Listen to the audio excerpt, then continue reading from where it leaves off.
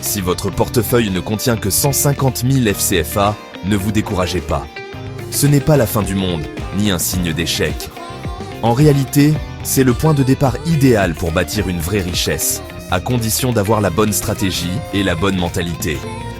Beaucoup de grandes réussites ont commencé avec peu, mais avec une vision claire et une détermination sans faille. Aujourd'hui, on va transformer votre façon de penser et, par la même occasion, votre compte en banque. Préparez-vous à voir l'argent autrement et à prendre le contrôle de votre avenir financier. Première étape, changez votre état d'esprit.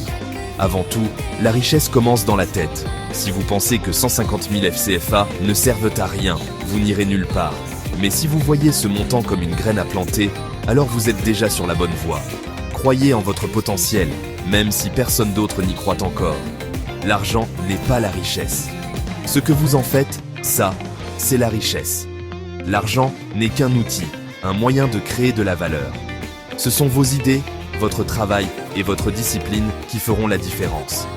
Utilisez chaque franc comme un investissement dans votre avenir.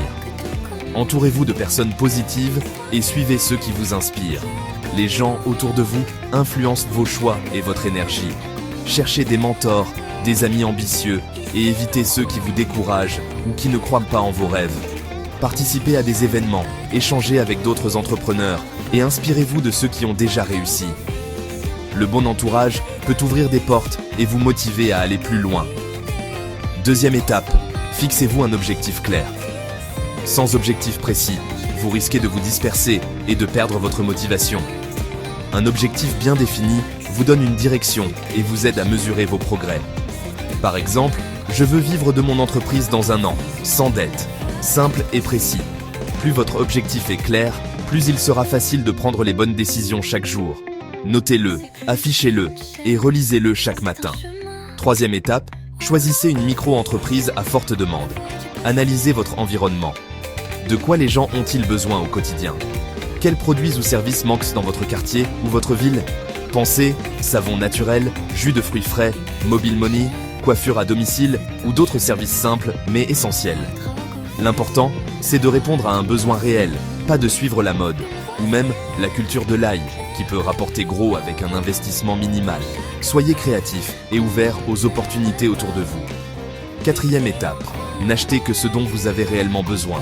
Faites une liste précise de tout ce qui est indispensable pour démarrer.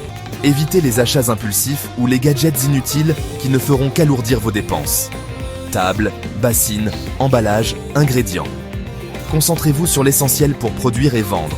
Un espace de travail simple suffit pour commencer. C'est tout. Dépensez juste 50 000 à 80 000 FCFA. Gardez le reste pour les imprévus ou pour réinvestir dès que possible. La gestion rigoureuse de vos dépenses est la clé pour durer. Cinquième étape, commencez à fabriquer et à vendre vos premiers produits. N'attendez pas que tout soit parfait. Lancez-vous, même à petite échelle. Utilisez WhatsApp, les marchés locaux ou faites du porte-à-porte pour trouver vos premiers clients.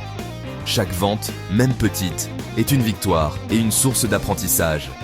Soyez fiers de chaque étape franchie. Sixième étape, réinvestissez chaque franc de profit dans votre entreprise. Résistez à la tentation de dépenser vos premiers gains pour des plaisirs personnels. Plus vous réinvestissez, plus votre activité grandira rapidement. Pas de dépenses personnelles. Faites de la croissance de votre entreprise votre priorité absolue. C'est ainsi que vous bâtirez une base solide. C'est comme ça que vous grandissez. La discipline financière est ce qui distingue les entrepreneurs à succès des autres. Septième étape, apprenez à vendre. Utilisez votre voix, votre WhatsApp, vos réseaux sociaux et même le bouche à oreille. Plus vous parlez de votre produit, plus vous aurez de clients potentiels. La communication, c'est de l'argent. Apprenez à présenter votre offre de façon claire et convaincante. N'ayez pas peur de vous mettre en avant. Huitième étape, construisez une mini-marque. Donnez un nom à votre entreprise. Créez un logo. Choisissez un style qui vous ressemble. Même une petite entreprise peut avoir une identité forte. Un logo, un style. Laissez votre empreinte. Cela vous distinguera de la concurrence et inspirera confiance à vos clients. Neuvième étape, diversifiez-vous seulement lorsque votre premier produit vous rapporte 100 000 FCFA par mois. Ne vous dispersez pas trop vite. Maîtrisez d'abord un produit, puis élargissez votre offre. Ensuite, ajoutez-en d'autres. Dixième étape, économisez, enseignez aux autres et rêvez plus grand. Pensez à ouvrir une boutique, à créer une coopérative ou à vous lancer lancez dans l'expansion régionale. Partagez vos connaissances pour inspirer d'autres jeunes à entreprendre. Respectez ces étapes avec discipline. Et dans un an, vous pourriez être votre propre patron. La route ne sera pas toujours facile, mais chaque effort vous rapprochera de votre indépendance financière.